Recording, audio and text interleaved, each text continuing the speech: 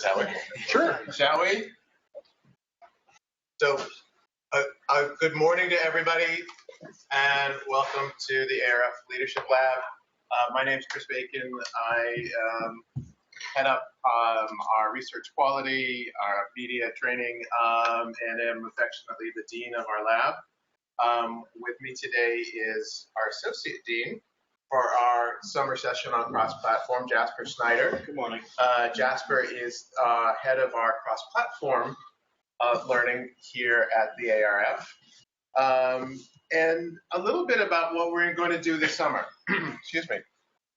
So this summer session is all about cross-platform media, cross-platform measurement, cross-platform effectiveness. And why is that? Well, one of the things that we've been investing here at the ARF over the past year is some original research on how advertising works. And Jasper's work in cross-platform has really demonstrated how the world has changed. I think we all realize that we can consume media in so many different places and devices and so forth, but then the question is, so what does that mean? Is that an effective way for marketers to communicate your message to consumers? Is that a great way for media to reach consumers? And I think the interesting that Jasper learned, if I got it right, is that, well, over 25 years ago, the last time the ARF did original research on how advertising works, we demonstrated that TV advertising had a long-term impact on driving sales. But the world has changed. And I think your learning would show that multiple platforms have a kicker effect. Is that right? Indeed, yeah. The key, there were 5 ground truths that came out of the ROI-centric work that we did and unveiled at Rethink this year. And the first ground truth, phrased pithily, is more is better. The average 2-platform campaign performed 19% more effectively in terms of ROI than the average single-platform campaign. The average 5-platform campaign is 35% more effective than the average single-platform campaign. And yet, when you look at the percentage of campaigns that are actually run on 1, 2, 3, 4 platforms and so on, fully 60% of campaigns are run on 2 platforms or less. So there's a massive opportunity for the advertisers in this country and worldwide to optimize that. Phrased pithily, if you're using 1 platform, add another one. If you're using 2, make it 3. So that +1 effect really, really matters. But the question became, so what do we do about this? How do we take advantage of this kicker effect? And that's what this summer session is all about. So we're going to talk about the consumer. We're going to start with the consumer and say, who is this cross-platform media consumer? What do they do? Why are they there? And why are they using different types of media? We'll then talk about measurement, and that's so key to understanding how to effectively reach consumers and to do so with an effective message. And then we'll close our, our 6 weeks with a look into the future. Okay, we're talking about cross-platform now. Well, what's an omni-platform? Excuse me, guys. What does an omni-platform world look like? So that's the roadmap for our summer session. And I'm very happy to be able to kick off today's class by introducing Professor Tom O'Sullivan. Yes, as Tom and I were talking earlier, I said we refer to all our teachers as professors, and he said, "Great, you just saved me a couple $100,000 in doctoral costs." But a little bit about Tom. So actually, Tom has been working in media and cross-media platform for 25 plus years. Started his career at what was Arbitron and now Nielsen Audio, and was there for quite a while before venturing out on his own doing consulting and media optimization. But for the past, and then after that for 5 years, led business development for Symphony AM. Another key firm in the cross-platform and media measurement space. And 4 months ago, joined Reality Mind as Chief Revenue Officer.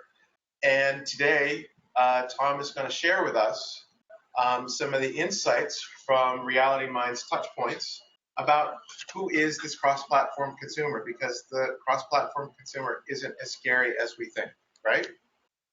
Right. So with that, I'm going to turn it over to Tom. Great. Tom? Well, thank you, everyone. I hope you're enjoying the wonderful weather that we're having in New York City this week, right? About 95 degrees, 97% humidity. It's fantastic to be out there walking around on the streets, right?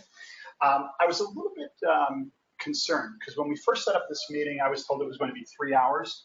So I put together a 150-page deck for you guys. And then I was told it's only about a half hour, so I pulled back a little bit, so we're about 125 slides in, give or take. So no problem. I'm sure I'll keep your attention throughout this whole process here. Well, first of all, I want to thank the ARF for giving us the opportunity for all of us from a learning session standpoint. When I was out there and I made the transition to cross-media measurement, I have to say I was befuddled, and I'll be nice about it. When I was sitting down, as a matter of fact, I had the opportunity to sit down with the Turner team, and I sat down there with my book. It came out there, and I thought, gosh, I've been in market research for a long time. I could slay the dragon. And all of a sudden, they started throwing out these millions of terms that I was going, holy crap, what am I going to do? How am I going to be able to talk intelligently with the Turner folks and also my other clients about cross-media?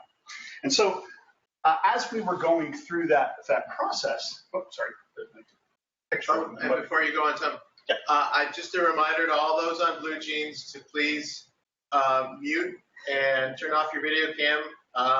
As much as we're glad you're here, unless you want us to watch you in your pajamas, you might just want to keep it all muted and turn it off. And we will mock you. And we will mock you. So we will mock you consistently. So we do have some folks there. Good. He's not in his pajamas, so I think we're in good shape overall. Okay. So wherever that is, guys, feel free to mock. You're okay. So, Yeah, no problem. So here's the agenda for today. And again, this is more of an open type of session. So if you have some questions, feel free to ask them. I have Joanne Vandenberg here. Joanne is my counterpart. She has oversight on North America sales for our touchpoint services. So if I look to Joanne and say, Joanne, what the heck does that mean, or what are they asking? Please don't feel bad about that. I've been here since April 1st, and obviously it's an ominous day to start with a company on April 1st. I waited until my paycheck came in on the 15th, and my wife said, okay, it wasn't a joke. You're actually in pretty good shape overall. So what we're going to go through is we're going to try to demystify cross-media. And we're going to look at some things that, overall are some of these key buzzwords that we have in the marketplace, or what I like to call buzzword bingo, right? You ever sit down there in your bad meeting and you're going, holy crap, this is going really wrong. And let's see how many people can say out of the box or whatever the case. So we're going to go through some of these buzzword bingo type of aspects, and we're going to try to take it from that situation and really take it down to the basics overall. Secondly, we're going to give you a little bit of rundown on the technology. Now, the technology for Reality Mind is a little bit different than some other companies out there, but very similar in types of scope. All of the media in and of itself from cross-media is moving from the individual siloed medias to more of a cross-media type of element. And why is that? Well, the key element overall is that our advertisers are asking us to go in that direction. Some clients of mine, P&G, Unilever, Samsung, not only are looking at just how their television campaign is working or their digital campaign is working, they actually want to know how all of those disparate data sets are working in conjunction with each other to drive purchase decisions. So we're moving away from that siloed media type of approach into more of a ubiquitous approach where we're looking at the individual and capturing all media-related exposure as to just one individual silo. Then we're going to talk about understanding the consumer. So we're going to get into the fingernails of the cross-media consumer. We have a case study that we'll walk you through so you can see some of the differences on how different events actually attract different folks and how they react in a different type of fashion. And then finally, we'll have some key takeaways.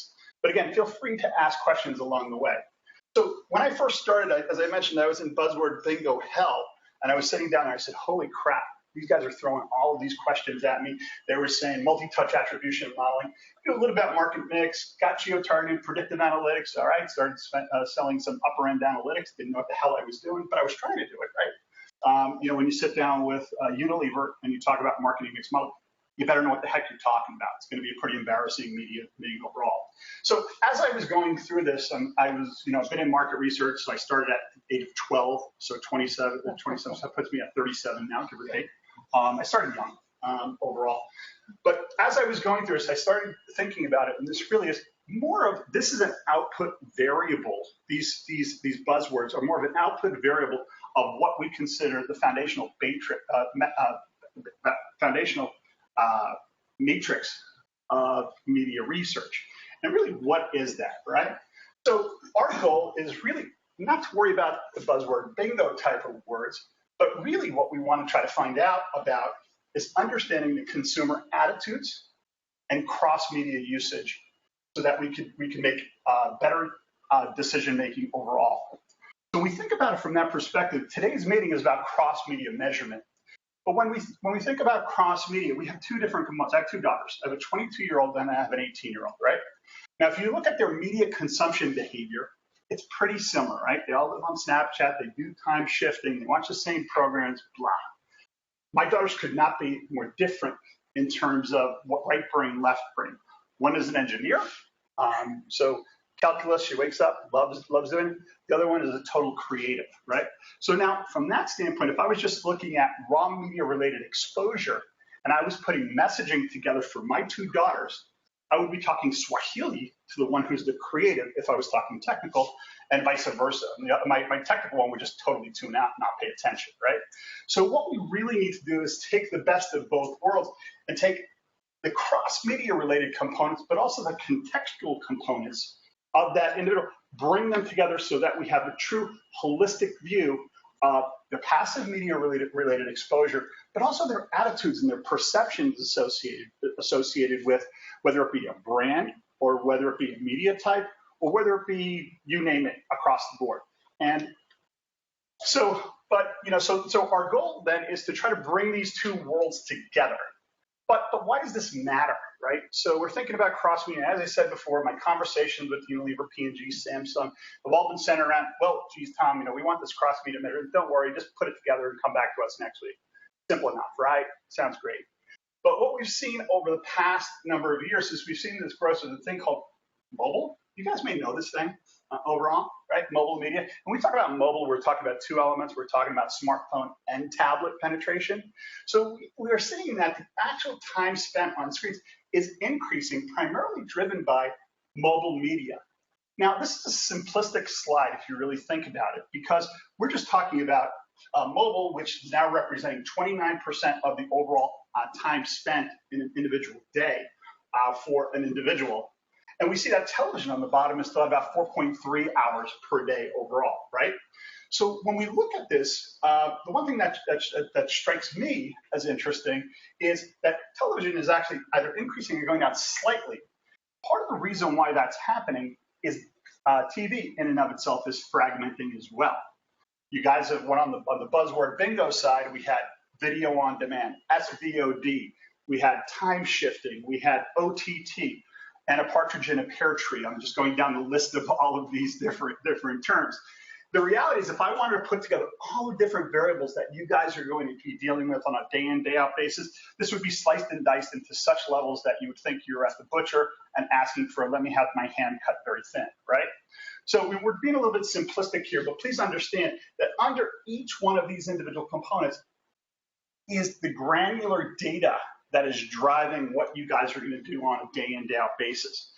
To really jump into this a little bit further, when we think about the digital world, and if we look at it 2008, mobile only represented 12% of the total digital world, right? So obviously smartphones were just kind of taking off, the rich folks were getting it. They still had really poor battery life.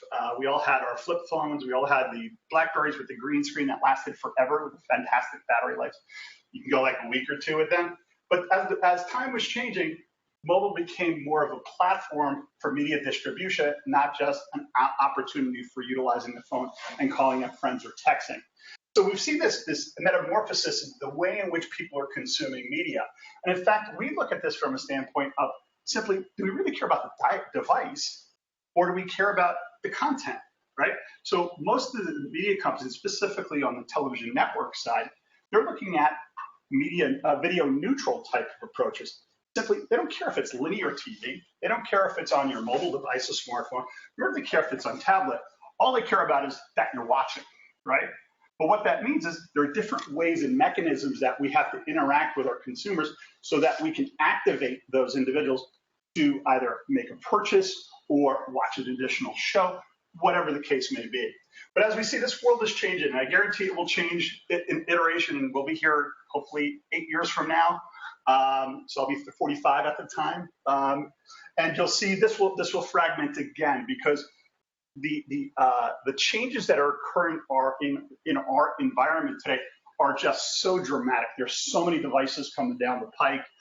Roku, Apple TV, all of these wired devices, smart TV is playing a big role in that right now.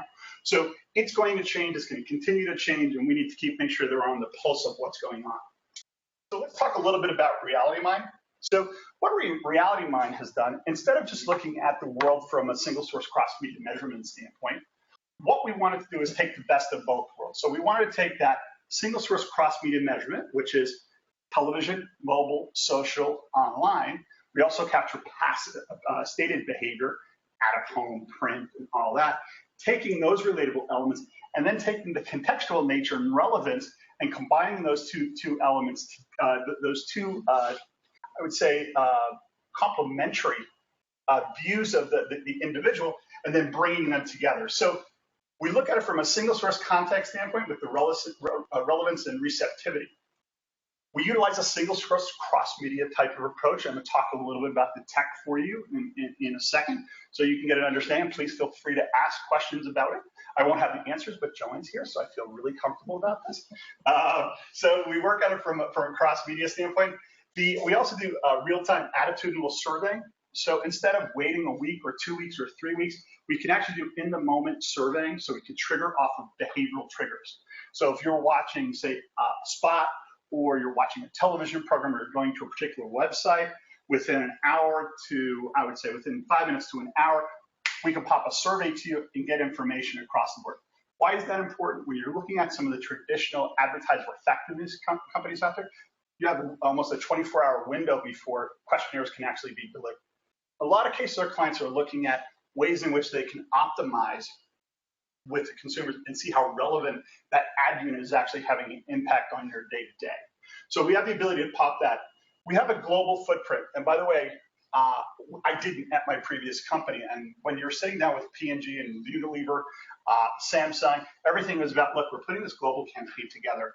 And we want to be able to compare the UK versus Canada versus the United States versus Russia versus Mexico.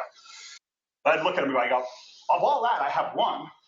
The other stuff, have absolutely no clue, right? And the problem when you're dealing with advertisers of that nature is they simply don't want to look at disparate research from country to country. So if you think about it from a television standpoint, in the United States, we have Nielsen. In some other countries, you have Kantar. In some other countries, you have GfK. And all of them use different types of methodology that are capturing it. So you're basically projecting out on this massive media campaign that could be $1 billion, $500 million, and you're using different types of resources and then doing a comparison against that. So that's kind of like taking two different people, like my daughters, and comparing them and saying they're the same. They are not the same. I can tell you that firsthand. So what this allows us to do is have a single source measurement opportunity across 14 different countries. This is soon to go to 20. We have a number of them in the hopper right now. China's one. Obviously, China has challenges overall. Big country, a lot of different languages that we have to contend with and all. But again, in that situation, we're going to utilize the same type of methodology across the board. On the right-hand side of the screen, you just get an idea of what we capture as part of that. We capture GPS and geolocation information. So what that allows you to do is we can pinpoint location in and out of home. I like GPS for a certain extent, but the problem is I'm in New York City right now. I don't know from GPS standpoint whether I'm in this room or I'm next door or I'm in a coffee shop, right? So GPS is only accurate as the area that you're in. If you're in rural United States and you're looking at a mall, fantastic stuff. You can tell you're in a Best Buy versus a Lowe's versus a Home Depot. When you're in metropolitan areas, GPS becomes less relevant because it's very difficult to pinpoint people down within a 5 meter radius around themselves. So we have GPS information we capture. We capture mobile ad measurement. So we pick that up from a television standpoint. So there's no need for tagging. There's no need for watermarking. All of this is a lot of that block. That's the stuff that you had to do to be able to capture advertising and advertiser effectiveness. You simply don't have to do that from a television standpoint. We go back to the basics when it comes to digital and mobile. We use tagging and cooking as your basic metric. We capture the emotional response of the industry. Why? Ad receptivity. If you're pissed off or you're watching a sports game and your team just tanked, we'll show you an example of this, and your team just tanked, you're not necessarily really up for people and watching a particular ad and going, oh God, yeah, just my team sucks. I hate this world. Oh, but hey, I want to go for a travel. No, it just doesn't work that way. The ad receptivity is actually generated based on your emotional response and your rating. We also do mobile research, mobile search. So we capture that in the moment. So if you're looking at a television campaign and then you're trying to tie that in to see whether someone's actually searching for it, or you're looking at simultaneous media, someone was watching a television program and did they actually go search online at the same exact moment, which is simultaneous usage, which everyone is talking about right now. We want to see that if there's a Tide ad, did someone actually go in and look at detergents online? Now, it's a very small percentage overall that actually do that. But people do, in fact, do that. They do search it, especially when you're talking about higher end goods, automobiles, electronics, all of that. So if they see an ad, they want to go, did I get the really good price? Damn, I overpaid by $100 when they're starting to go there. So we see that an awful lot. We have mobile web measurement. We also capture mobile app measurement. We capture radio, TV, and also radio, TV, and ad exposure, and we do that passively. We don't have to ask for watermarking. We don't have to put like PPM or something in your rack so that it's putting an audio code in there. We're able to capture that working through a partner where we capture the audio chain, and then we do a match based off of our individuals. And then we have audio, TV, and measurement overall. So we're capturing that 360-degree view. I didn't mention all of the stated information. These are just passive components overall. Stated information, there's not much you can do beyond asking questions. Did you watch this? Did you read this magazine? Did you read the newspaper today? Or were you exposed to out of home? Was there an in-store promotion that kind of just knocked your socks off? Those are the type of questions that we can add to this and merge that with our data so you can get that holistic picture of that full campaign. So, I'll ask a question. Please shoot. You cut out at the end. No, go ahead. But just if you get back to the previous slide, you talked about broadcast TV and radio. Is that essentially ACR based or I'm going to get to that. I'm going to give you a quick I promise, a quick 5-second overview of the methodology. Good question. And that was our first buzzword for our bingo class, ACR, right? That's ACR. ACR. Right. I will say that 5 times, I promise you. So when we're looking at, from a touch point standpoint, which Joanne is the queen, Joanne is my colleague at Reality Mind. Joanne is the queen of touch points. She actually handles all of our North American, actually all of our world sales of touch point services. What we do is we're capturing, think about the foundational base of passive media measurement. And then on top of that, what we're doing is we're asking those survey type of questions where someone keeps a diary and actually on a half hour by half hour basis, we ask them certain questions about their context. So we ask when are they consuming media? Where is it being consumed? How are they consuming it? Meaning device, what information? What are you doing when your media is being consumed? Are you at a restaurant? Who are you with? By the way, social context plays a big role. If you're on your PC by yourself, you may want a different type of creative and different type of content if you're with your family. At least I do. So you have to look at it from that standpoint. And then we go, who are you? How do you feel? Are you angry? Are you happy? Are you sad? Are you thirsty? Or you, whatever the case may be. Flustered. When you think about working millennial moms, they're rushing home and it's 4 o'clock, 4:30, and they're going, holy crap, I have nothing prepared for dinner. Their purchasing buying decisions for, say, fast food is about a half-hour window. Now, when you think about different products, consumer electronics and auto, it's a much, much bigger spectrum overall. So we take the best of both worlds. We take that single source cross-media measurement, and then we take our passive measurement and we put it on top of each other. I mean, our survey-based research. So this gives you kind of a look overall. we capture the information on the half hour. In reality, people fill it out 4 times a day, and we capture that from when they wake up to the day. You're going to ask, is it good data? Yes, it's high quality data that we get back from our panelists. We actually ask them to fill out for 10 days. Panelists to be considered an INTAB has to fill out 7 days fully for us to be considered INTAB. So we have very strict criteria in terms of what we utilize in this information. And again, it's filling in the context. It's filling in beyond just, oh, Tom's 2 daughters were using Snapchat at that point in time. Who cares? One daughter is, worrying about her hair. The other daughter could care less about her hair.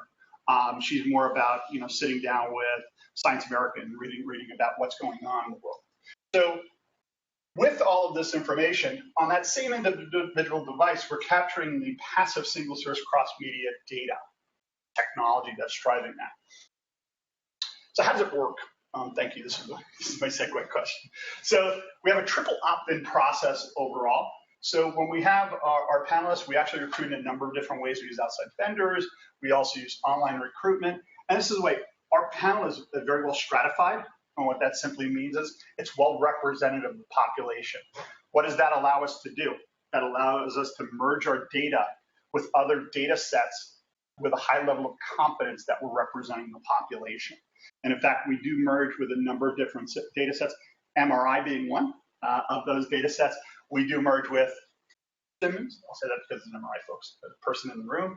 We also merge our information with TGI, but there's simply no limitation in terms of what we could fuse our data set to. It could be a purchase database, it could be Dunnhumby data, it could be Nielsen Catalina, Scarborough. It doesn't matter as long as we have the proper stratification of our panel and we have the right hooks. We can actually merge our data across the board with any of the different sets.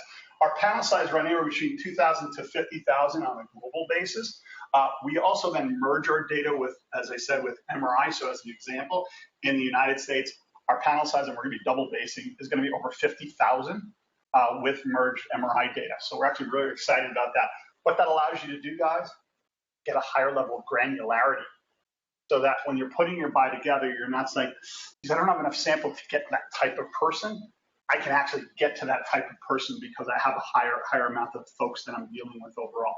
And sample size plays a big role in terms of the stability of data.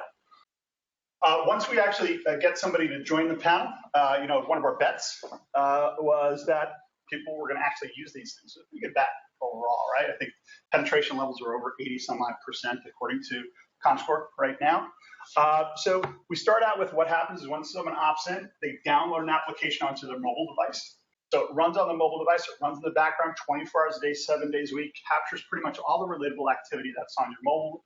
So that's your app, in-app usage, mobile search, mobile online usage, your geolocation, everything you always want to know about the device. You want to know how hot the CPU is running. I can tell you that information as well. I can also tell you the ID off of the phone. Why is that important?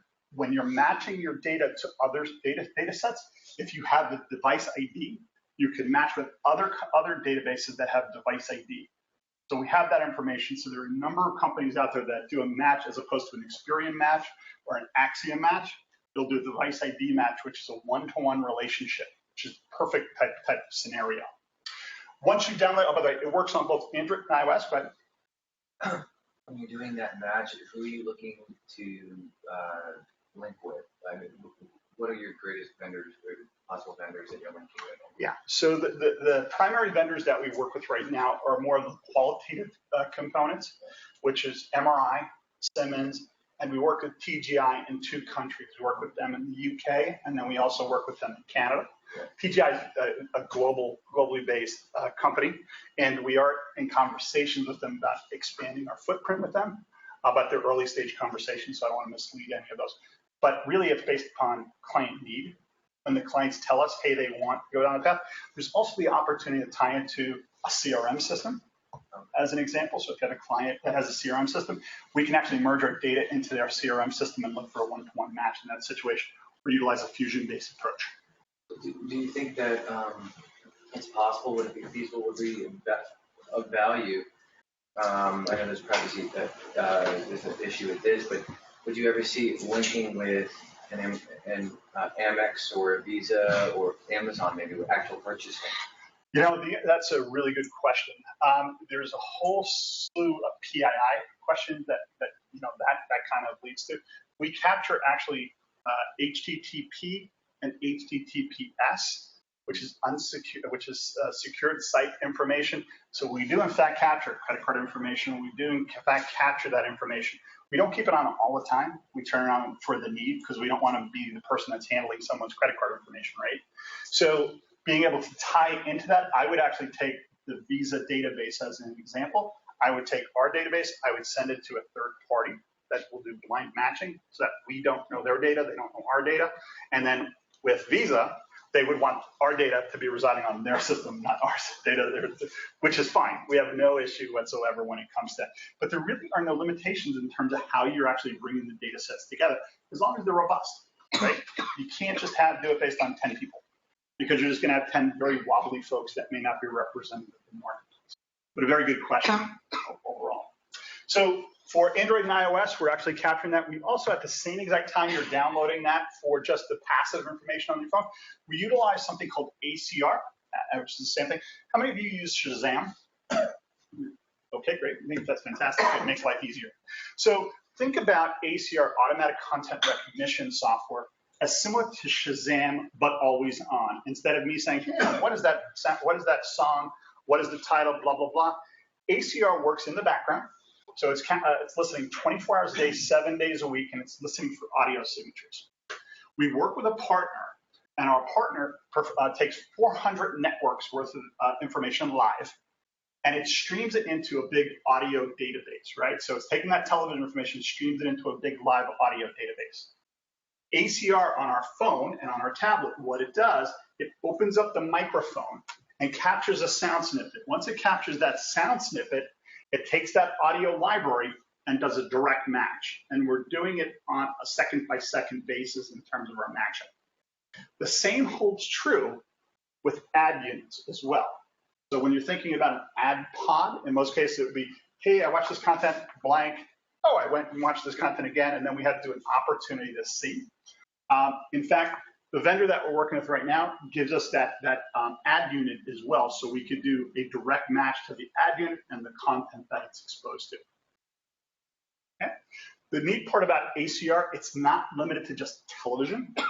You can upload audio content from pretty much anything. So if you have a major event that's going on, you can upload the content to that, whether it be a live stream. Let's say iHeartMedia will use that. There's the iHeartMedia Festival that they run. It's a monster festival. And if we wanted to feed that information into our database, we can do that. Radio, the same thing. We could feed that information in there. And I think, by the way, that's one of the big limitations with radio in terms of its usage. It's got a great reach mechanism, but it's not on the same even platform. It's not integrated with all the other media-related components that represent our ecosystem. So by bringing that sucker in, we're actually in pretty good shape overall. We also capture movies, VOD. Sorry. Are you able to do streaming services? Streaming sources? Yes. Yep. We have about 40,000 titles, give or take. So if you want Netflix, you want Hulu, you want Amazon Prime, then we also have movies that are running on Stars and all of that. So the library is actually a huge library. It's something in the realm of about 50,000 to 60,000 titles that are in there right now, and it's always growing. So as each day goes by, it gets bigger and bigger and bigger. And we don't get rid of that information, because if you think about the way people are consuming media today, it's a tremendous amount of time shifting that's occurring. So go back to my daughters here for a second. We'll use these guys as a proxy here for a second. My daughters do not consume media at a program time. So if something's at 8 o'clock at night, my daughter goes, I'll catch it on Hulu the next day. By the way, it's my account. I pay for it. So they have no problem utilizing my accounts or anything like that. But what they do, that generation, that younger generation, 1824 and even 1834, they want to be able to consume content when, where, and how they want it, and on what device. So if we're looking for that appointment listenership at viewership at say 8 o'clock at night, with that younger generation, that is changing so dramatically right now that you've got to keep your finger on the pulse. A lot of it's going VOD, some of it's going SVOD, some of it's going on OTT devices, and there's a significant amount of just time shifting off of DVR TiVos. Are you in a position to report on SVOD usage at all? Because I know that's what everybody's been talking about, that, and the audio signature is something they've been talking about. As long as you have an audio signature, we can do that. And we can also see how do folks use an example here, right? Empire. Use Empire as an example. Empire put their full first season on Netflix, I think it was. It was Netflix. It was Netflix, right? Hulu, sorry. They put it on Hulu. And what we're able to tell is the amount of folks that actually watched Empire for the first time on Hulu and then actually watched season 2 on linear TV. So that's how granular you could get with this information. Again, we don't have to ask permission. It's not mother, may I track you? It's we don't need to ask. All we need to stream your information in. The only where it gets a little bit squirrely is dynamic ads, where you're going down, say, video on demand, and you're just picking what you want. That's a little bit different. We'll be able to tell you that you were consuming it, right, because it's in the database. But the difficulty is what kind of device. Was it SVOD? Was it on Stars? Was it on HBO? So there's a limitation in terms of what you can capture out of that. But suffice to say, we know that an exposure has occurred in that situation. I'm a big fan of SVOD. And also VOD in and of itself, because I love the ad units. You can't skip them and you can't block them. So to me, I think that's a great vehicle for advertisers. And I know the demand on that inventory has just skyrocketed over time. But to me, that's a captive audience that has to sit through ad units.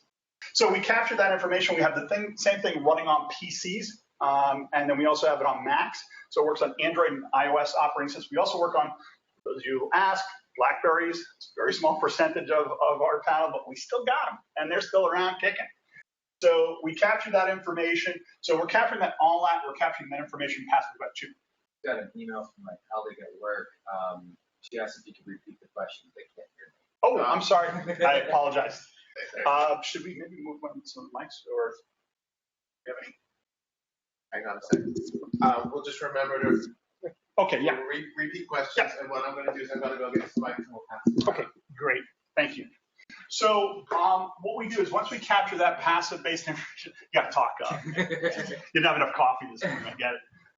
So we capture all that information passively. Once we capture that information passively, what we do is then we invite people to fill out our e-diary.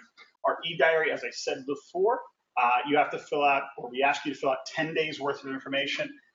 We expect back 7 days, and the 7 days qualifies you as an in-tab. So our criteria in terms of performance is quite high from a qualification standpoint. And part of it is we want to make sure that we're getting quality data to actually merge with that single source information overall.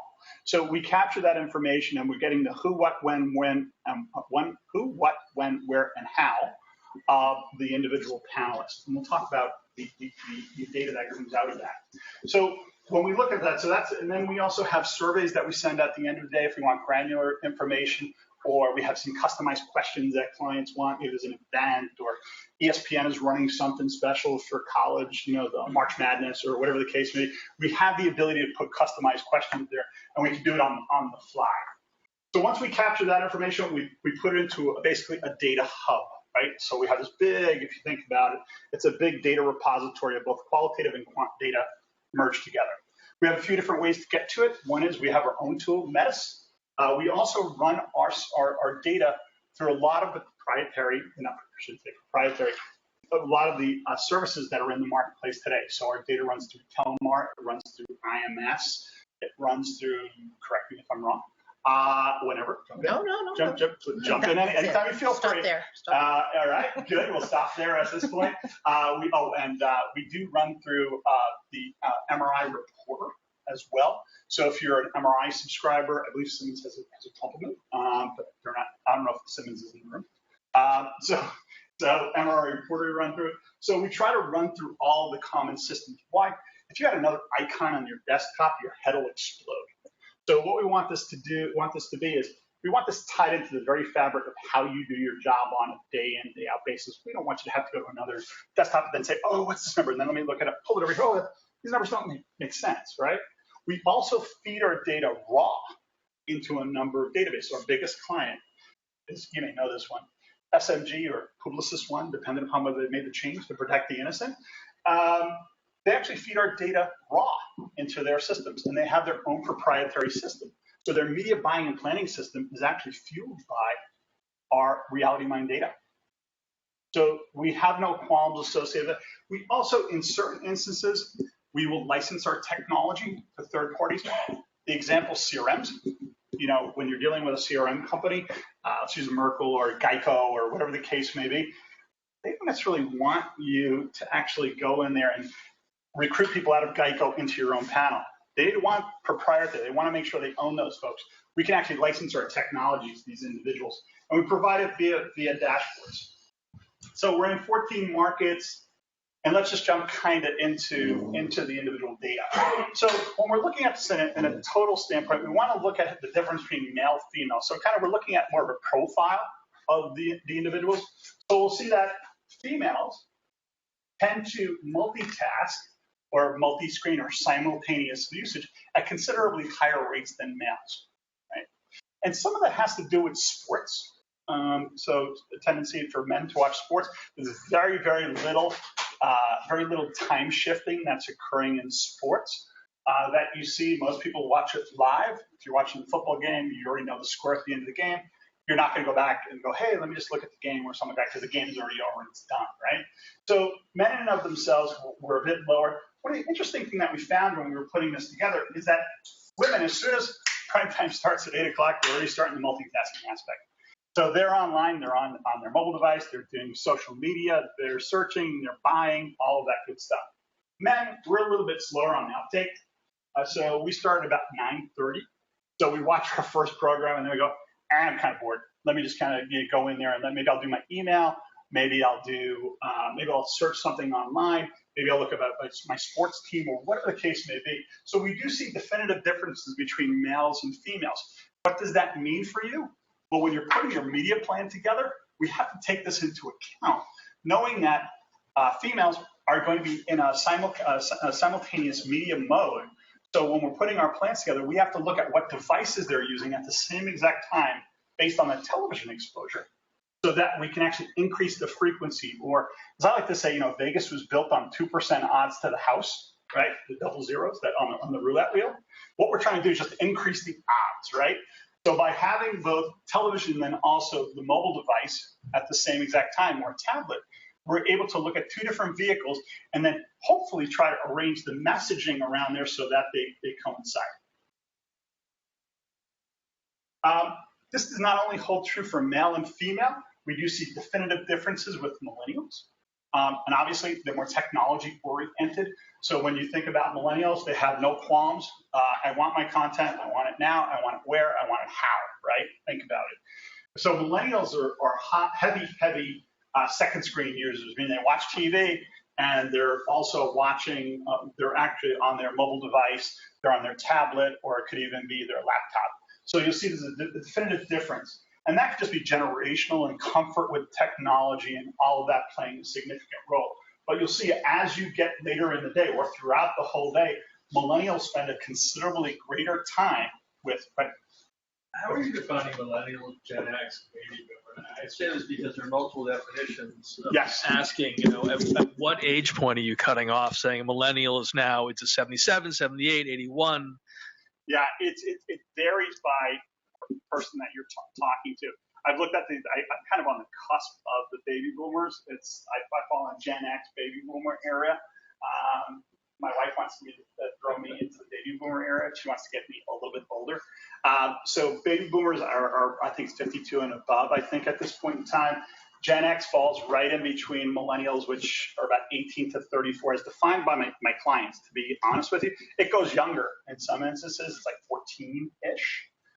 I've seen numbers fall all over the place, but 18 to 34, and then you got the folks that are falling in between, that fall within between with the Generation Xers. So I kind of fell right on the cusp of that. My wife pushed me into the baby boomer. So. But it's a good question. It varies by individual. You ask three people the same question, we'll give you three different answers.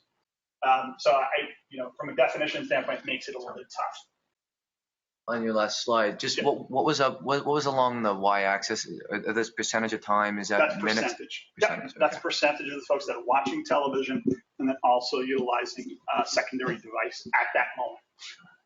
When you look at it in totality, I'm looking at just an instant of time. When you look at it in totality, if I look at it the full day, it's significantly higher. But I'm looking at that given moment in time. Okay? And we'll send this to you, or we'll make it available. Yeah, and remember, all of the content from the semester will be available on our website. So you'll want to be able to go back when we get to the certification test at the end of the session, and it'll be open book, so you can go back and rewatch the classes. We'll change some of the numbers, though, just to kind of throw it out. Protecting innocence. It's not a problem. We don't want to make it too easy for you.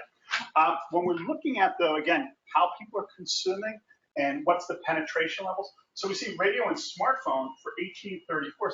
78.5% of the folks that are utilizing radio in 1834 also utilizing smartphone at the same time. So for that younger demographic that have an exposure, remember, exposure could be 1 day, it could be 1 minute of radio exposure, right? So when you think about that, just keep that in mind, because time spent listening on radio is actually going down overall.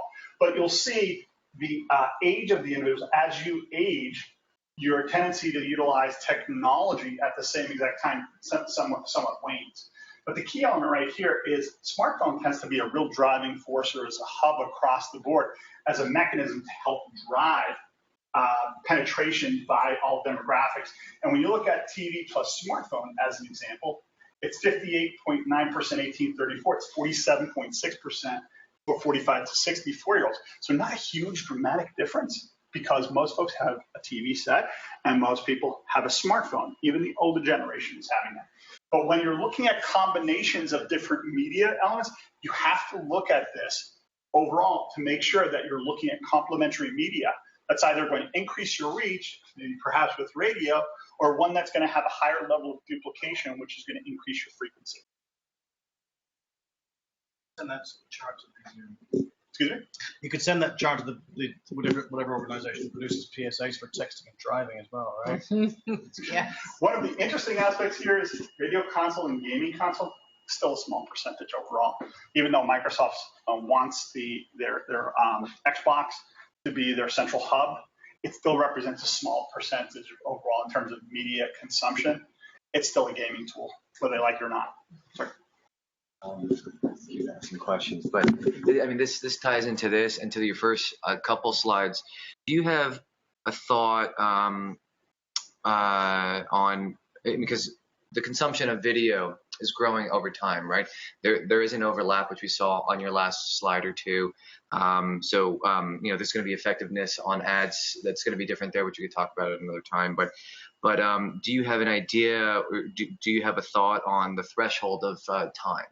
So, I mean, you're using all this stuff, but there's going to be a threshold at some point. You got to eat, you got to sleep, you got to focus on work, or, you know, whatever it is.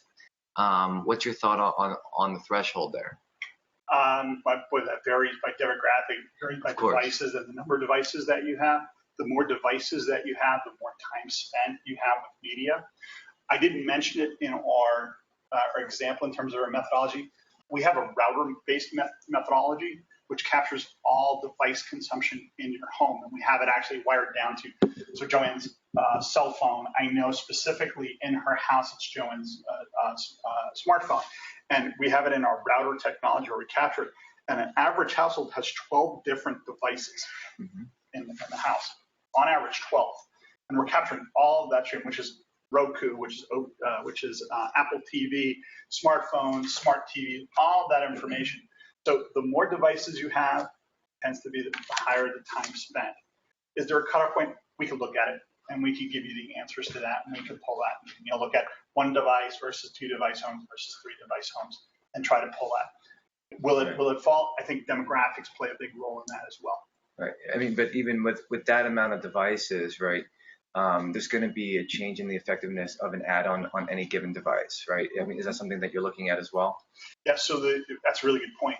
And we're going to talk a little bit about that in a second, but the different devices that you consume the media on behave in different manners, and people consume them in different manners as well, and they consume them in different social contexts, right? And we're going to talk about, I'm going to show you an example of that in a second. So I watch a lot of sports, so I figured let me just start on the superfan aspect overall. So if we're looking at superfans, this is MRI definition of superfans. One sport that they're looking at, or they're superfans, they watch 3 different sports, right? So we'll see when we're looking at sports superfans, and let's say we're looking for a male-based product overall, we see that superfans represent approximately 75% of the consumption of media. So females are significantly less than that. So superfans tend to be more male-oriented overall.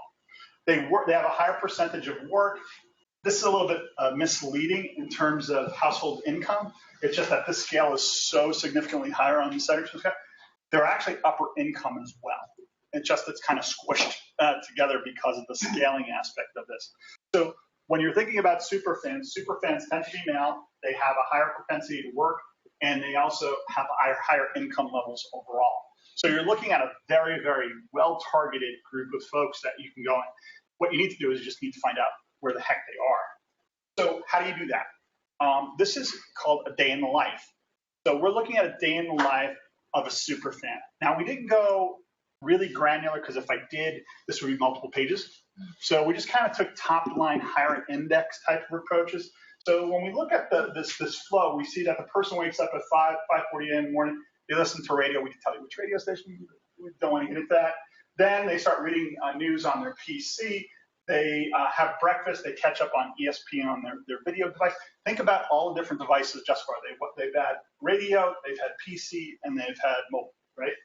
Then, they're on their mobile device. They're going to social media, checking out what's going on, who posted pictures, whatever the case may be, what tweets are going on, how the world is going crazy, how Brexit is just totally screwing everything up from an economic standpoint. Then, then they go and they're in their car, they're driving to work, so they're listening to radio, they're listening to a news talk radio station, so on and so forth throughout the day. We also had the different apps that they use, whether they were so as an example, online Google search for vacation. You may know the site that they ended up on. It's called Expedia. So we could look at when they search for it on Google and then see where they end up so that they can see what the activation is. This is a top line view. It gets very granular, very quick, but I just didn't want to bore you to tears. You'll also see on the bottom here, this guy had a few pops, went home, spent time with the family. I love you, honey. I love you, kids. This is fantastic. By the way, I'm going to go to the bar. I'm going to go and hang out with my buddies. I'm going to watch some sports. I'm going to probably have a few cocktails. I'm going to call up Uber. I'm going to get an Uber home. I'm exposed to out-of-home advertising, billboards, street furniture, all of that good stuff. Right while I'm in the taxi, also the taxi video screens would fall within there. And then eventually, after a few cocktails, I'm going to fall asleep at 11:45, right? Going out. I don't know if they're going to wake up the next morning at 5:45, but we know the life of this individual that we're tracking. So we can take the lifestyle group that you're looking for and track them throughout the day and tell you the different devices that they're on, how long they're on those devices, what applications they're using on those devices, so that when you're putting your media plan together, you're not going with a splattergun type of approach or shotgun type of approach. We're giving you the sniper rifle. We're showing you exactly where these folks are going throughout the day so that you can be pinpointed and as accurate as possible. What's the goal? Increase the frequency, increase the reach, right, overall, and increase the time spent, right? And then with the context information, we're also going to get their attitudes and behaviors. Are they receptive to particular ads? So I think the interesting thing, Tom, the day in the life, I'm going to ask, how many folks can identify with this kind of a day in the life? Maybe not all of the, there may be more alcohol consumption than others might acknowledge. And having worked in a winery, this is not my profile. no, and having worked This is Friday. and this is Friday. Having worked in a winery, I know people underestimate the amount of alcohol that they actually do consume. That's okay. But I want to stop here for a second because this is really kind of what today's about. And we said the cross-platform consumer isn't as scary as we think.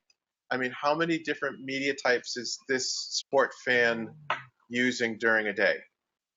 Radio, PC, television, right there watching it, mobile, out of home, social. PC. Yeah. So, and by the way, we've just taken a few snapshots. If we go further, there's more device activity that's going on. There's also simultaneous usage that's occurring. So if you think about, I'm trying to think where the simultaneous usage is occurring. Here's at work, PC for email, search and reading news, online Google search for vacation. That would be at the same time that they're utilizing another device. So there's a lot of different ways in which it goes. But this is, I think your point is dead on. It's not as complicated as we think. This is how someone lives their lives, right? So get rid of the buzzword bingo. How do people consume media throughout the day? It's just not that complicated. What we just need to do is be able to have the right devices in place so that we can track them through the day. So if you have a typing tool from your clients, right? Not that any of your clients have typing tools. And they want to look at a lifestyle group, and we can create that lifestyle group, and we can tell you specifically how they're consuming media throughout the day, or Monday through Friday, or Saturday and Sunday. By the way, this will be different for Saturday and Sunday. This person will be banging pretty hard at the bar. So they're going to Uber home. I'm just using Uber as an example here, but this person spent a bit of time watching a football game with friends at the bar, and then kind of had a few smart enough to leave the car there and get home by taxi. So for each individual's consumer set, whether it be millennials, whether it be millennials with kids, all of that information, you could break this down to its lowest common denominator. So that, again, you're increasing the effectiveness and efficiency. Again, 2% odds to the house built Las Vegas. If I can eke out another 10% of efficiency or 15% of efficiency, think about it when you're dealing with CPG clients with big spends. That's a monstrous amount of products that you're going to be moving on a consistent basis. This is one that we just wanted to show the relevance of at-home consumption, right? So there's still a significant amount of at-home consumption occurring, right, with TV. It's hard to throw your TV set on your back and then go somewhere else, right? So it should be high overall. So TV consumption, while is still relatively high, 93%. Then we look at computer usage. This is the at-work phenomena. So we're capturing that at-work usage. So not that anyone while they're at work is going to ESPN or going on Google to buy product. That never happens, I'm sure. I'm sure you're all blocked from being able to do that, or go on Facebook or whatever the case may be. But we'll see from a computer standpoint, it's actually an even distribution. So if you think about that, then I may have a great opportunity to get lesser cost inventory during midday that would be delivered via computer, right? Via online usage. So think about the lifestyle, going back to that lifestyle, understanding how people are consuming with those individual devices. That again helps me optimize my media plans and or my targeting, or if I'm a network, making people get exposed to promos so that they're going to watch my television programs later in the day. When we look at the devices and we look at the week, Monday through Friday and Saturday and Sunday, when someone's on their laptop and when they're on their computer, they're lone wolves, man. They're not watching that. They don't have the kids over their shoulder. They're doing whatever they want. I'm not going to ask what they're doing at that point in time, but we know that they're alone, right? So they like that alone time with their computers. We'll leave it at that. When you go to your mobile devices, smartphone and tablets, that's a bit of a change. You know? So if you have kids, tablets are a very big part, right? You're playing with your kids on the tablet, or you're watching movies with your kids on the tablet. You're in the car, and you're watching that, all that good stuff. So it becomes more of an event where you're working with family. And also alone plays a big part of that as well. You know, hey, I'm in work and I'm just checking on, you know, maybe the Olympics is coming up. There was an event that occurred during the day. I want to just take a look at the video on it, right? And then the far right goes back to TV. And TV is a family-oriented event. So think about it from a creative standpoint, a messaging standpoint, and a receptivity standpoint on how I'm going to deliver content to these individuals across these individual platforms. Because you know what? If I use the same content across all these platforms, you might as well take the money and throw it in the garbage, because we're not utilizing the right messaging and the right messaging, the right frequency, and on the right devices to get activation. Again, we're trying to increase odds for wins. We look at it, whether people are angry, happy, sad, all that. Why does that play a role? Ad receptivity. right? If you're pissed off and you're bored, you're exhausted, you're indifferent, you're tired, by the way, which is good. Sports fans are not, right? Maybe that guy was when he had a few cocktails. But in this situation, you know, they're very low on the scale of emotions that are not necessarily conducive to high levels of ad receptivity. When we look at excited, happy, contented, interested, frustrated, their team lost. All right, so you got to deal with that, or you got to pick the wrong, draft choice. We got to deal with that. And they're hopeful, all positive metrics across the board, right? I can overlay this on a half hour by half hour basis and find out the emotional state that these folks have, so that I know that if someone's pissed off, I know that that ad receptivity in all likelihood is not going to be received in a positive light, or I'm just not going to pay attention to it at all. Now we're just going to look at 3 different campaigns that we're having. I wanted just them to be consistent. That's why I'm 2014. So we wanted to look at the difference between just sports that we were dealing with. So we're comparing probably one of the most lopsided Super Bowls in history for football fans. This was when Seattle played Denver. The 48 Super Bowl was a slaughter. I was very pissed off about that. March Madness and World Cup. And by the way, I just tried to equalize it. We had three of the studies based upon that. So when we look at the different types of events, we see for viewers, the gender and age group of this, we see that male-female for Super Bowl is pretty even, right? Everyone watches this. It's like 70% of the population. You would expect male-females to be relatively high. March Madness tends to be a bit more male-oriented, and a lot of it has to do with once a female's team is out of the running, they tend not to watch the rest of the game. So that plays a role overall in that. And then World Cup, we were all actively invited, especially the 2014 World Cup, where the USA went pretty far. Sorry, John, she's from Canada. Okay. So the USA went pretty far. I don't want to anger her. I'll have to deal with her later on this one. So, but one thing that was interesting is when we broke it down by demo, right?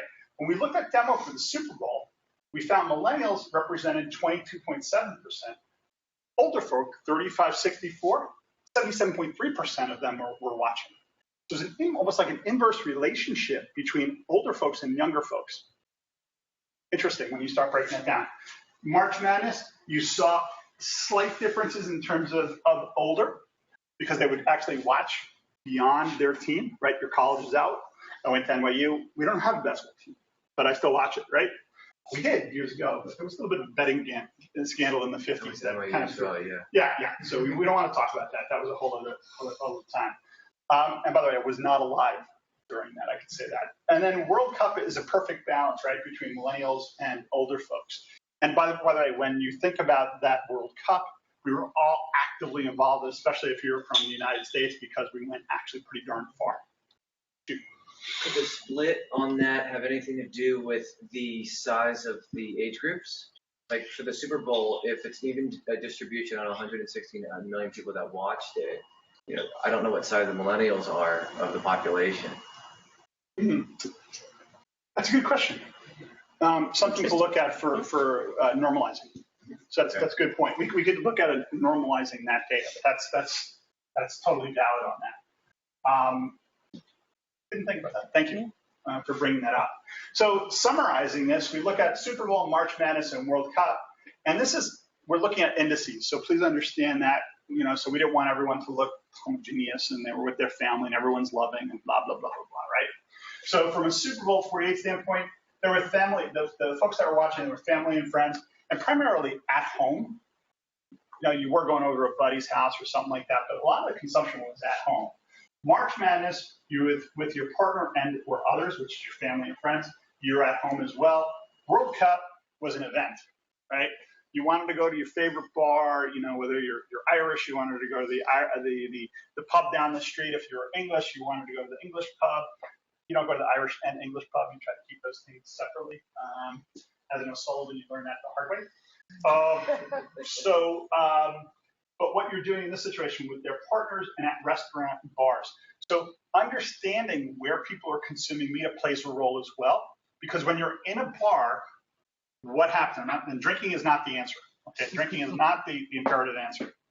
You're socializing, right? You're chatting. It's loud. It's a loud environment. So if you have a lot of folks that are at bars and restaurants when they're watching content, it's highly likely that the ad exposure, ad receptivity will likely be low because there's just a lot of social mechanisms and social dynamics that are going on while they're at home. When we break it down again, March Madness and World Cup, we're looking at now millennials, male millennials, and then females and male females. So they're not so dramatically different, but you'll see female millennials, they're with a partner at home, they're hoping the team, their team works. I went to Duke, I went to blah, blah, blah. I want to make sure that they actually go far. We're at the World Cup, they're at best restaurants, and the social event, it's, hey, let me wear my jersey, or let me wear my whatever, I'll paint my face green, or whatever the case may be, for that, so young millennials. When you get a little bit older, they're a family at home, they have kids, children, partners, and restaurant bars. When we look at male millennials, they're alone at work in some cases watching it, because if you remember March Madness, there's a bunch of games that run during the day. Whether you like it or not, they run during the day. So if you want to keep up on what's going on, you gotta watch during the day. Not that people are watching while they're at work, but they do. So we find that out. And then when they're a little bit older with their partner and children at home, so they're not necessarily watching it during the day. When you're looking at the World Cup, again, friends, bar, social settings, and family and friends, social settings, and that type of situation. So there's great opportunities in each one of them. Again, all I'm trying to talk about here is, one, based on the device, what kind of context and creatives we should use. Based on the event, what type of content and creative we should use, so that we're not creating one spot and saying this one spot's going to do, trip the lights fantastic. It just simply doesn't work that way, because people's behavior by device is different. This was interesting. This was, by the way, I lost a huge bet on this one, so I'm very upset by that. I had to mow my brother's lawn for a few weeks, so I'm still upset by this, because I took Denver, he took Seattle. By halftime, I was already out there with the lawnmower doing it. But anyway, if you throw over boredom, right? And by the way, this was a boring game because it was a blowout. Unless you were a Seattle fan, you were real happy. You'll see that in the first half or the first quarter of the game, you'll see excitement level was pretty high. The reach was pretty high. A little bit boring because it was a slow game, right? If you think about it. Then all of a sudden it started cranking 22-0. It went down a little bit. Is there some optimism still? Then you get to, by the end of that second quarter, boredom starts kicking in. The game's over. What am I doing? Shoot, I really want to go out. Maybe I have too many cocktails. Maybe I decide to go out for dinner or whatever the case. Halftime, boredom goes down. Why is that? Halftimes are great, during the Super Bowl. Except for that Justin Timberlake years ago. Was this Beyonce? I don't remember. Janet, wasn't that Janet? No, Janet was her. That was in her. New York, right? This was in New York. It was. Was it Katy Perry? Was it Katy Perry? Katy Perry with All the right, shark. who's gonna Google it? All All right. First one We'll find out. I know. First one gets this clicker. Yeah, no. I don't have anything else to get. No. A bad sports show, you can have that too. But it's interesting. Again, we come back to the point that cross-platform consumerism is scary. Boredom's that's a pretty common emotion, right? Yeah. Boredom, excitement, those are all normal kinds of things people feel. Yep. And when you see the game is already out of the realm in the third quarter and into the fourth quarter, people are totally tuned out. You're pissed off, right, in that third quarter because the game is out of reach. Less people are watching. The only people that are watching in Q4 at that time, and the reason why boredom is so down is you're from Seattle, and you're pretty damn happy. You were the 12th fan, and if I hear that 12th fan thing again, my boss was from Seattle, I wanted to strangle him. And he would walk around in Manhattan with the Seattle hat on, even in the middle of the summer. It's just like, come on, a little bit much overall. So we see that emotions play a significant role in terms of ad receptivity. So if we're just looking at content and we're just looking at consumption and we're not taking into effect people's emotional aspect of this, we're missing out on a big thing because, when you're bored, you're not really paying attention to the game, and unlikely you're probably looking at chips and going out for eating or whatever the case may be, and you're really not paying attention even to the spots at that point in time. So this is an aberration, right? You just don't know this is going to happen with a sports event. but this one is just a huge illustration of how this plays a major role. We can actually look at this in certain age groups and certain types and be able to tell you when people are happy, when people are sad, when they're excited, when they're not, and take that into effect so that when we're putting our media plans together, we know that we want to try to catch people when they're most receptive to ads.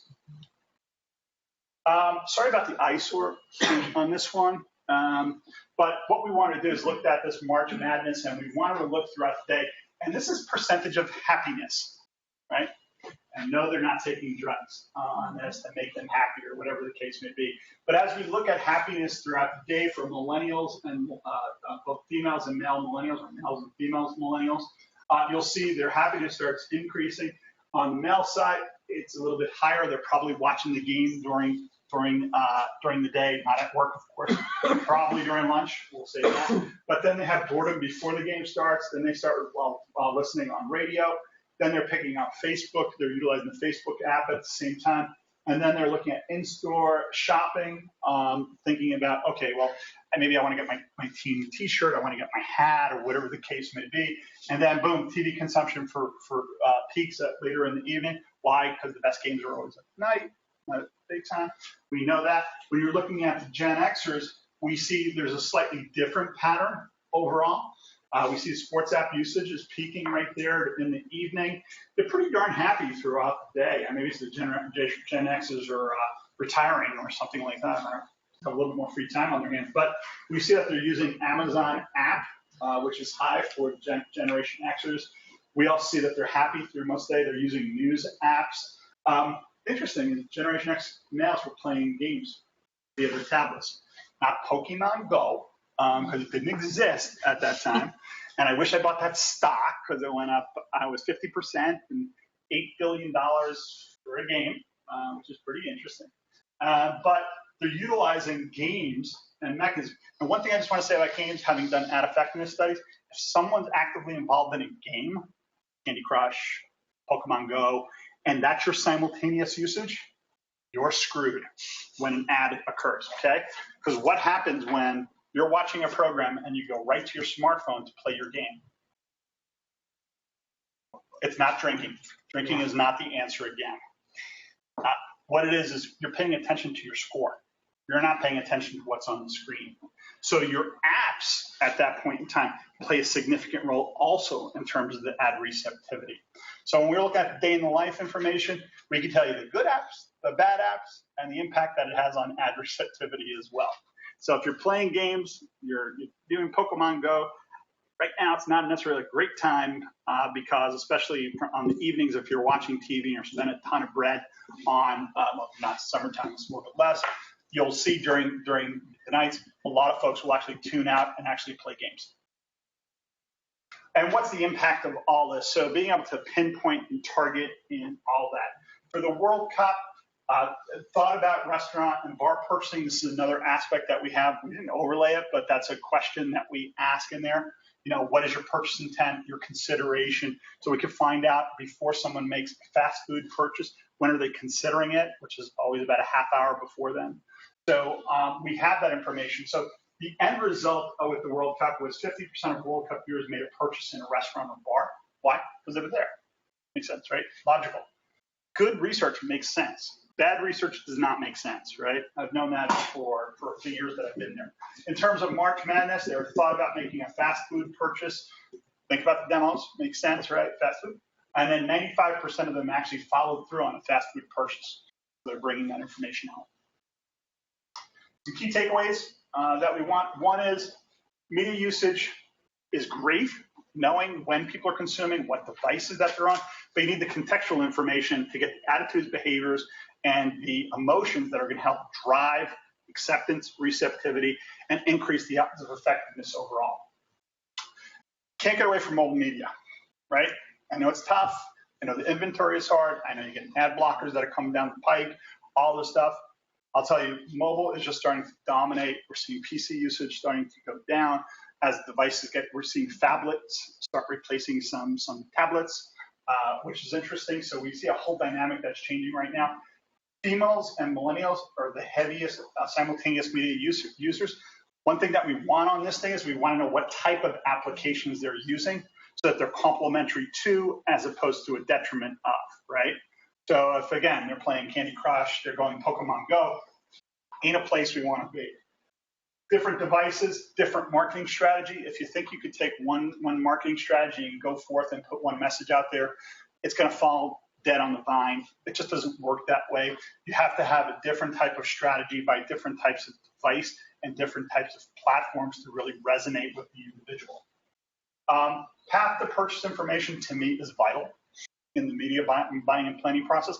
I need to know how people consume media throughout the day, where they are, how they are, and what I can do to them and how I can reach them so that I can maximize my reach, my frequency, my time spent, and my contextual relatable element so that I can optimize the buy as effectively as I could. Social context, are they with their family or are they not? You saw that lone wolf, 76% of the Superfan on their PC and laptop, they were by themselves. Do they care about family content? Probably not. They're okay with GoDaddy. I'll use that as the total upsetting factor when I watched one of the Super Bowls with my two daughters. At the time, I was like, oh, bad move. But you have to think of the content and the messaging that you're putting forth in that based upon the device, based upon the individuals that you're dealing with. We've already talked about social context. Look at the social context, and that helps devise the creativity, the creatives, and also the engagement factor. If you don't factor that in, you're going to get someone who's pissed off. You're going to spend a lot of money for an ad, and what's going to happen? You're going to get no results. Your client's going to be angry at you for saying, hey, I recommend doing this. Well, if someone's angry at it at that point in time, they're not going to have a very positive response to that ad. So we need to keep that in mind. This is changing the world, in my opinion, is the ease of use or access to content. We're research guys. We're geeks. I'm sorry. I'm a geek, right? I know that, right? I don't want to say that for John, but I'm a geek. So I love data. But the question is, if you have data overflow and you simply go down, it's like kind of the first time you're on the internet, right? You went and said, oh, this is really cool. And then you're like sitting there and you go, all right, let me look this up. And then it's like 5 o'clock at night, and then at 5 p.m. And then all of a sudden at 4 in the morning, you go, wow, that was really cool, but I accomplished absolutely nothing, right? It's like, well, I didn't even answer the basic question, but I just got lost in the fray. So when we're thinking of this, ease of content and ease of access to the information, this is why we funnel our data through other third-party data sets, is we don't want another icon on your desktop. We don't want you to have to go through 3 different programs to get your answer. We want it all integrated into your platform so that you could make the decisions, not have to worry about, okay, what does Reality Mind say? Okay, what does Nielsen say? What does ComScore say? And then you go, shoot, I don't know. Let me just go to my optimizer program and pump the numbers in and let it just magically pull out what's going to happen, right? So we want to feed our information in there. And we've talked about this ad nauseum, but the emotional state is going to have a definitive increase on receptivity of ads and acceptance of ads, and also brand perceptions, and also brand KPIs, which, by the way, all of your brand managers feed on their brand tracking, right, over time. So if we can help them do this, we're helping our advertisers make their bonuses. So being smart about what we do is we can make long-term friends on the advertiser side by helping them increase and hit their bonuses. Well, if you hit their bonuses, they'll love you for life. If you don't help them hit their bonuses, you're never going to get bought again, right? So that's kind of how I look at it. And that's it. Questions, right? And for those who are online, if you have questions, type them in the chat box. We've got Evelyn who's monitoring the chat box here. So hang on, I'm just going to be passing the mic around so that you can hear a little better. What are you doing with any social media aggregation? So if you look at your users, you're looking at, say, content and receptivity, are you looking at, say, Twitter, Instagram, Facebook, and whether or not those people are, say, influencers, of a brand, and how would that tie back into what you're doing? So just limitations, right? So Facebook, as you know, is quite open with their information. They're very forthcoming with their information. I'm being facetious here, by the way, as you guys know, right? So we can tell you that people are actually on Facebook. But then what's great about it is we have the survey-based information on that, so we can triangulate all of the other qualitative components associated with their Facebook experience, right? So we could see that. So we can also then categorize social apps in and of themselves. And as that day in the life, we use the day in the life activity. I could look at social apps as my consumer set and then see how they're consuming media throughout the day. So if I'm heavily, or my client is saying, you have to be on all of these social apps, you're going, okay, cool. What is the complementary to those social apps once they categorize them and then bring them through? The thing that I've found over the years is everyone believes that if you put, let's say, an ad on TV or a heavy media campaign, that all of a sudden you're going to see huge activity in social media. It doesn't work that way. I can tell you that right now. It's very small percentages overall. Unfortunately, I've looked through a lot of data streams overall. So you'll see a few likes, you'll see a few comments, not as much as you think. But the socially active folks are complementary to, and by they actually increase ad receptivity to television advertising. So they're really important folks to get in the mix, right? May cost you a bit, but they're going to make the TV campaign work that much better for you. So in the day in the life, we can actually isolate those folks and then look at how they're consuming media through the day. And then again, increasing the odds of effectiveness of socially active folks, vocal individuals, right, that are influencers, and how we can actually hit them with other messaging so that we can increase their social activity and social discussion about products. Other questions? Yeah. This is going back to my earlier question regarding on demand. I'm sorry. I'm sorry, I got an allergy, sir. This is going back to my earlier question regarding over the streaming and over the on demand. How can you differentiate, say, a movie or a TV show that appears on various different formats? Is there a way of differentiating which streaming service they are looking at? It's a great question. So the linear TV stuff is basic, right? Because we know start, stop time, we get the program log, and we know when a program started, when it stopped. We know what ad units are in there, so it's easily to identify that even in a time-shifting type of environment from a DVR standpoint. When you get to an OTT type of device, the way in which we'll do that is not the best way to go about it, but there's certain content that's in Netflix, there's certain content in Amazon Prime, there's certain content in Hulu that's exclusive to those spots. So that helps us determine what buckets they fall in, right? And then there are the other aspects of it that become a little bit more difficult. And if we look at the Mindy Project, we use that, by the way, even though I know it's only running on Hulu, we use that as our example. And if I didn't know where that was going, we actually have our survey-based information that we overlay on top of that. So it's a complementary to. Is it the best proxy? No. Well, I should say yes, because you have no other alternative, right? So that's the way in which we approach it. So we use a lot of different triangulations to be able to pinpoint it as exact as we can. Other questions? Other questions for Professor Tom? Professor Tom. Ground control the Major Tom. At the end of the presentation. Well, I think we are actually at the end of today's class. So a big hand for Tom. And I think as Tom has laid out our foundation for our semester year, consumers are using every device they have in hand, the 12 different devices that your router is saying is in their home, and they're using all of them to consume content. But the point is, even though that's dramatically different from how the world used to look, the thing is, they still eat, sleep, consume alcohol beverage, they work, and they still have the same kind of emotions of happy, sad, bored, excited. So really, the cross-platform consumer isn't scary at all. It's the same person who's been watching and consuming and enjoying our entertainment content for years. So I thank you, Tom, and I think what you've done is a great job of laying out some of the challenges that we're going to be tackling this semester when it comes to measurement. And I think as we go through our series, we'll, for example, next week, we'll be featuring a professor from Nielsen who will be talking about the evolution of their measurement systems to their total audience measurement programs now. Following, we'll have Manish Bhatia, who's Chief Product Officer from Comscore, who will be talking about Comscore's approach to cross-platform measurement.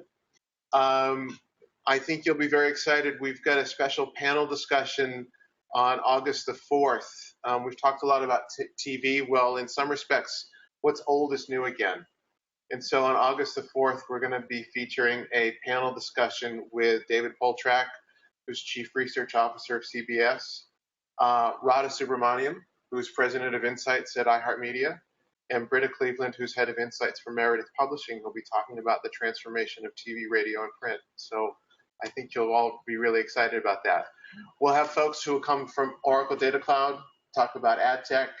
And our last week again, we'll talk about the future of Omnimedia with David Cole, who's the CEO of Morgan Digital Ventures. So I hope you'll stay with us for the whole session. We'll have a graduation ceremony after Labor Day at Turner. And so we're excited to have you all here.